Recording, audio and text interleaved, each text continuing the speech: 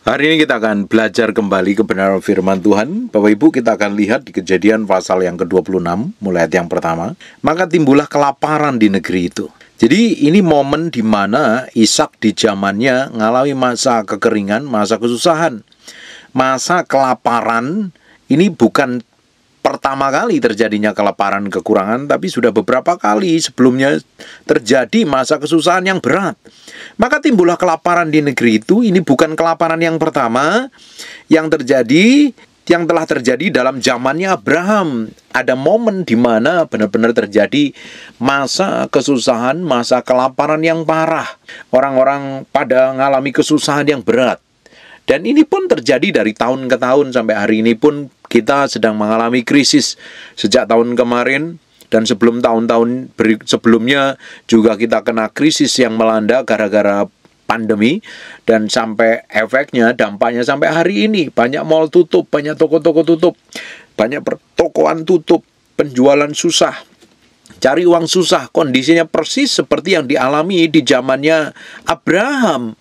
Dan kita alami hari ini di zaman akhir ini. Bapak Ibu, jadi nggak perlu khawatir, nggak perlu cemas. Kelaparan ini sudah ada sejak lama. Masa kesusahan selalu ada pada musimnya. Dari musim ke musim selalu ada masa kesusahan dan terbukti Tuhan selalu tolong. Tuhan selalu bikin mujizat, Tuhan selalu cukupi. Dan kita akan lihat apa yang Tuhan kerjakan.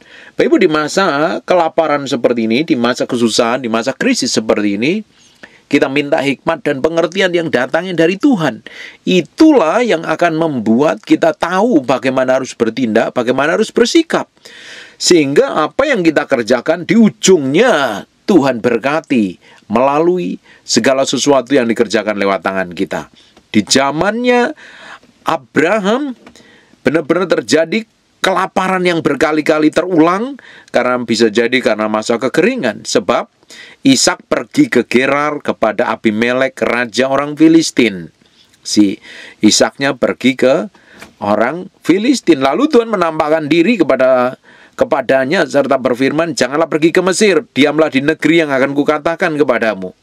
Tinggallah di negeri ini sebagai orang asing, sebab aku akan menyertai engkau, memberkati engkau, sebab kepadamu lah dan kepada keturunanmu lah aku akan berikan seluruh negeri ini, dan aku akan menepati sumpah yang telah kuikrarkan kepada Abraham ayahmu." Bapak Ibu, dalam kondisi nggak jelas, nggak ada pengharapan, kondisi kekeringan, kondisi kelaparan, kondisi krisis yang ada, Bapak Ibu, jangan pakai kekuatanmu sendiri.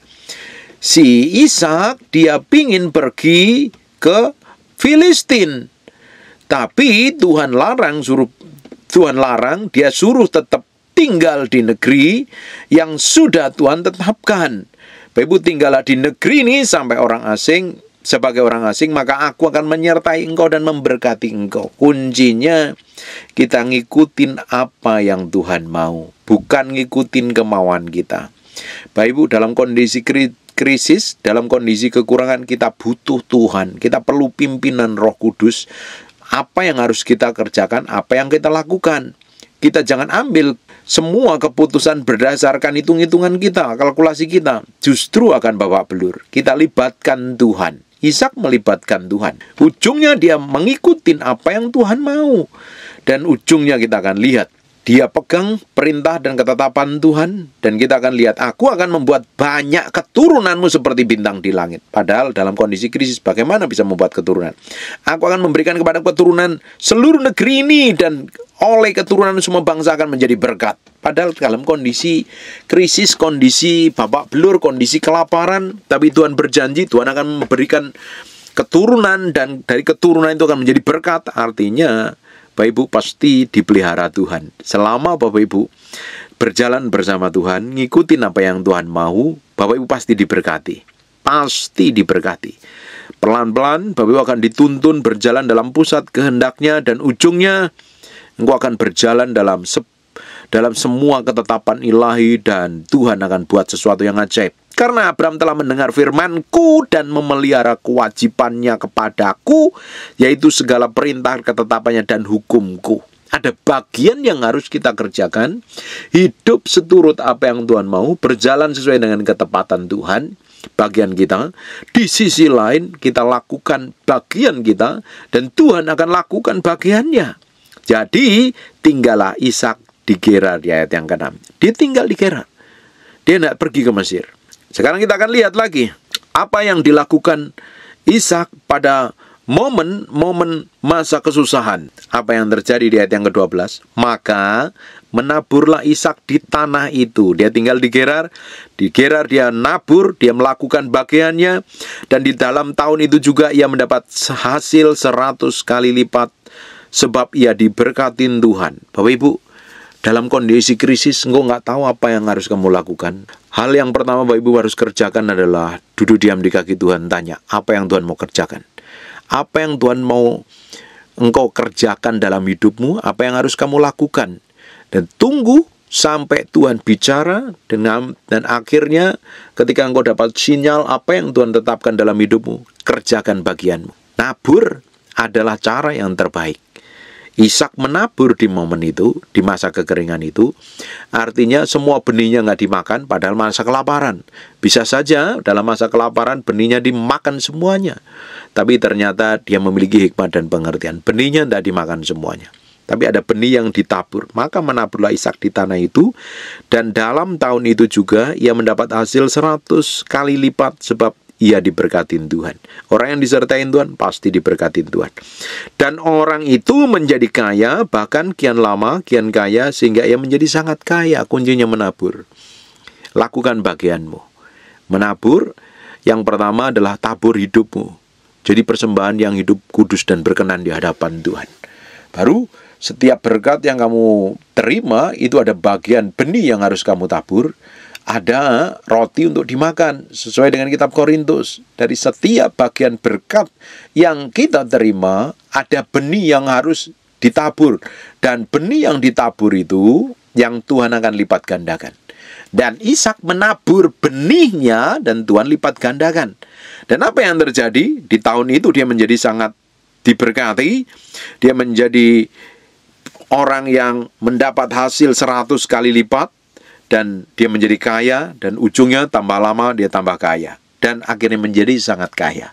Banyak orang nggak diberkati di masa susah, justru dia menghemat begitu rupa, tidak ada benih yang ditabur, dan dia akan menuai. Bapak Ibu, hukum tabur tuai selama bumi masih ada ini, hukum tabur tuai akan tetap berlaku. Selama bumi masih ada, hukum tabur tuai itu berlaku.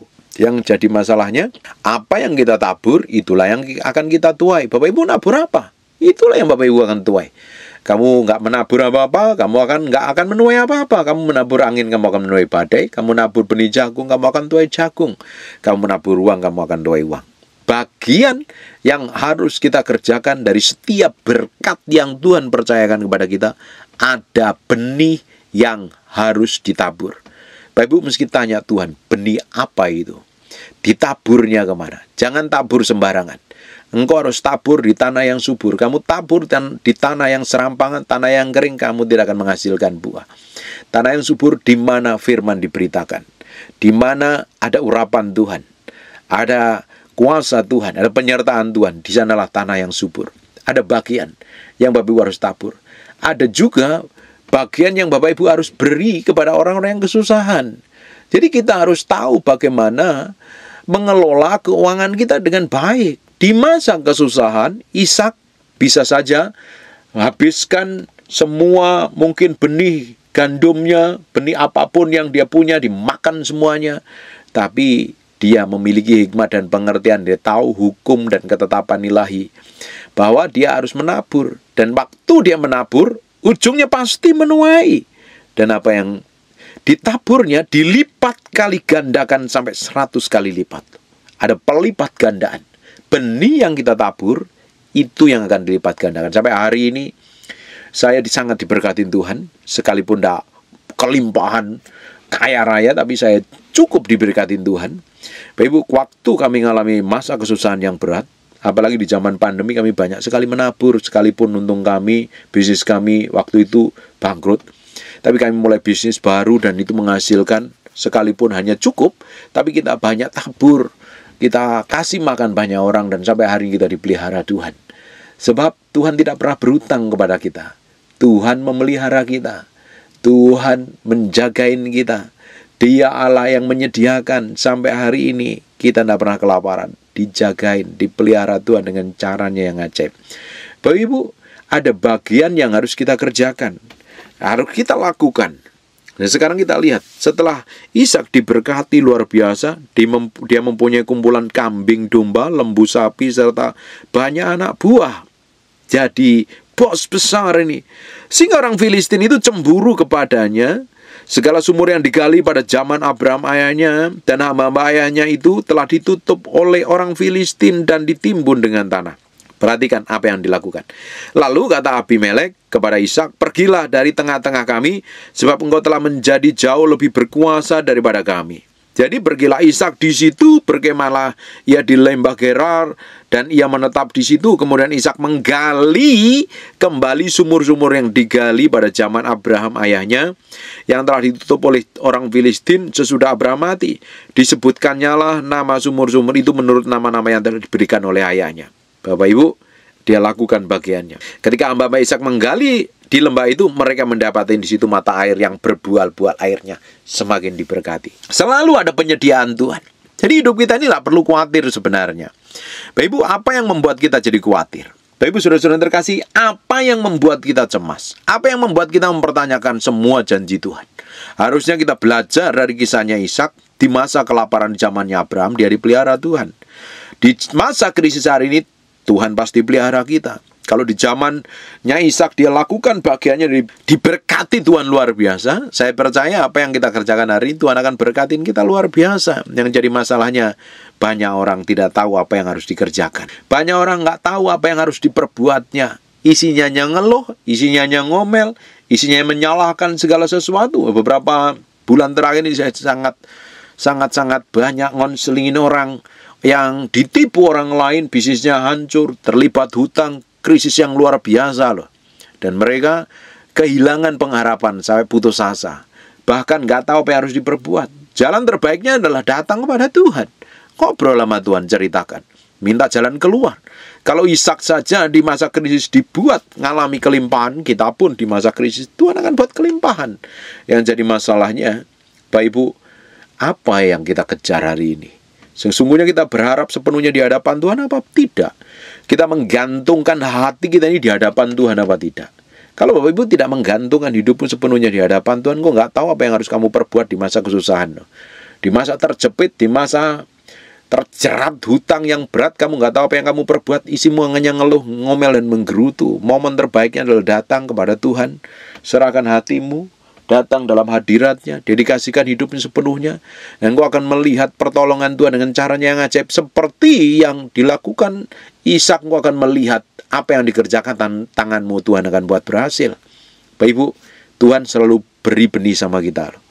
Waktu itu kami mengalami krisis di masa pandemi itu, sisa uang kami belikan beras untuk kami tabur kepada banyak orang.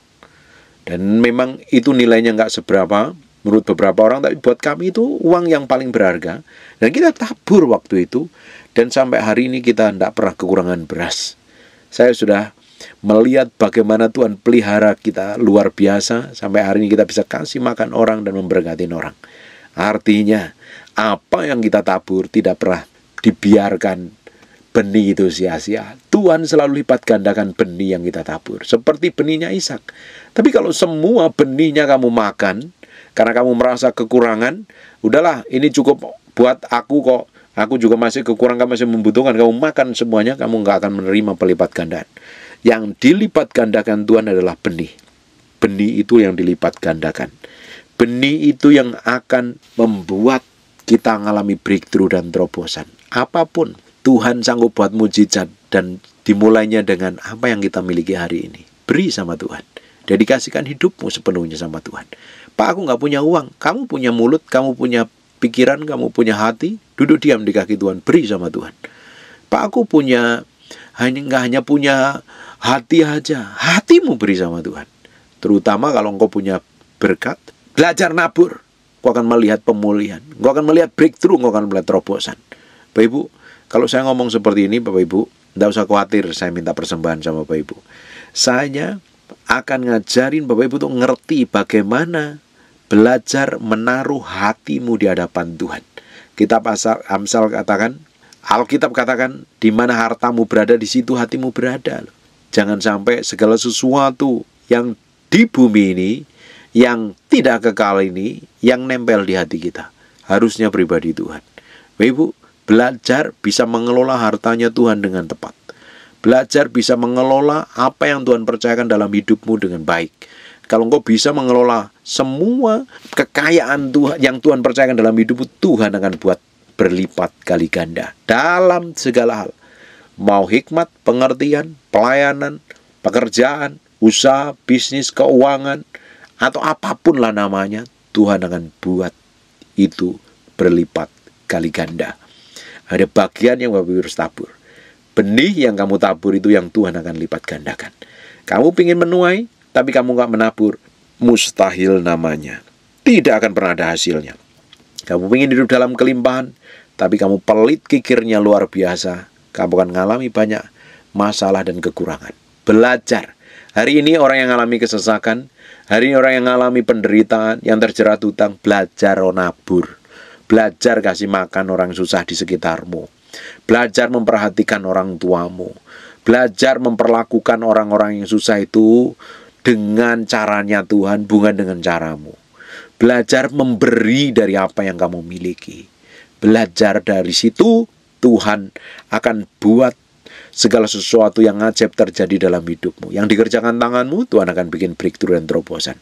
Bapak Ibu, kalau hari ini Bapak Ibu mengalami kesusahan yang berat, bukan berarti sudah selesai, nggak ada jalan keluarnya. Ini bagian yang harus kita alami. Saya pun pernah mengalami, berkali-kali mengalami.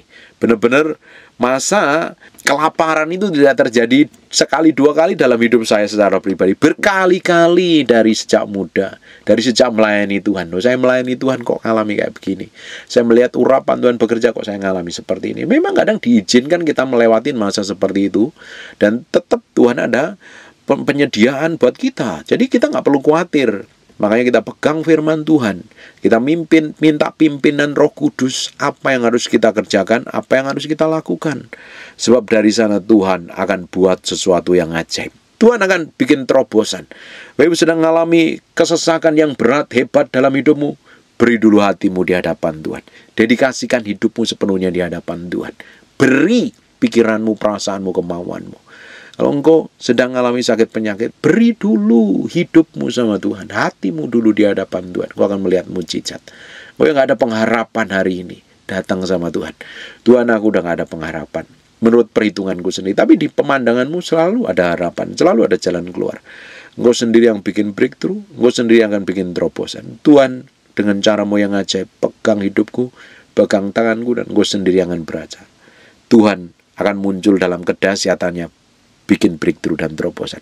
Saya berdoa apa yang kita pelajarin ini Bapak Ibu, nangkap sesuatu yang nilai dan kau lakukan, dan kau akan melihat terobosan yang ajaib dalam hidupmu. Kau akan melihat keajaiban Tuhan. Kau akan melihat benih yang ditabur akan berlipat kali ganda, dan kau akan menikmati sesuatu yang ilahi. Amin. Benih itu yang akan dilipat gandakan Tuhan. Benih jangan dimakan, benih untuk ditabur. Dan saya berdoa Tuhan bicara dalam hatimu, engkau tahu apa yang harus kamu perbuat, dan Tuhan nyatakan sesuatu yang ajaib dalam hidupmu. Amin. Selama bumi masih ada, hukum tabur dan menuai itu akan tetap berlaku sampai hari ini. Tutup matamu, tutup Alkitabmu. Kita berdoa. Bapak, terima kasih buat firman-Mu. Kami memantarkan dengan darah anak domba, firman ini nempel dalam hati kami. Berhari-hari, berminggu-minggu, berbulan-bulan firman ini jadi kehidupan, dan kamu berdoa setiap orang yang mendengar firman ini. Tuhan campur tangan, Tuhan berkati, Tuhan bikin breakthrough, Tuhan bikin terobosan. Kamu berdoa untuk orang yang alami kesusahan dan kesesakan, Tuhan campur tangan, berkati apa saja yang dikerjakan tangannya. Tuhan koneksi dengan orang secara ilahi. Tuhan buat sesuatu yang ajaib. Tuhan tolong. Kamu berdoa untuk orang yang sakit dan mengalami kelemahan tubuh, oleh bilur Yesus, oleh darah Yesus, jadilah engkau tahir, jadilah engkau pulih, jadilah engkau sehat. Dalam nama Yesus kami berdoa dan mengucap syukur. Haleluya. Amin. And God bless you. Ada orang kuasa Tuhan, angkat tanganmu. Angkat tanganmu. Maju ke depan. Roh Kudus, aku mau buktikan kau hadir dalam hidup. Bukan karena, tapi karena. Suruh maju. Dia suruh maju. Ibu yang ibu.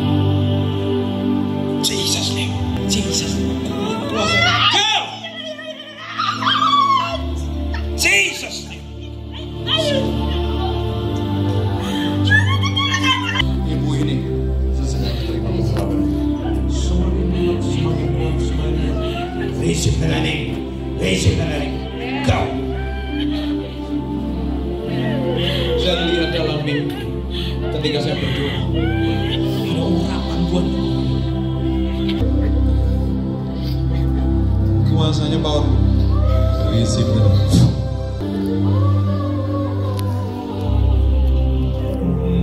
Jesus name. Receive the name. Down. Jesus. Masih nggak tahan dengan hadirat Tuhan ya? Ya, masih nggak tahan dengan hadirat Tuhan. Kuasa Jesus name semakin mengalir Jesus name. Biarin.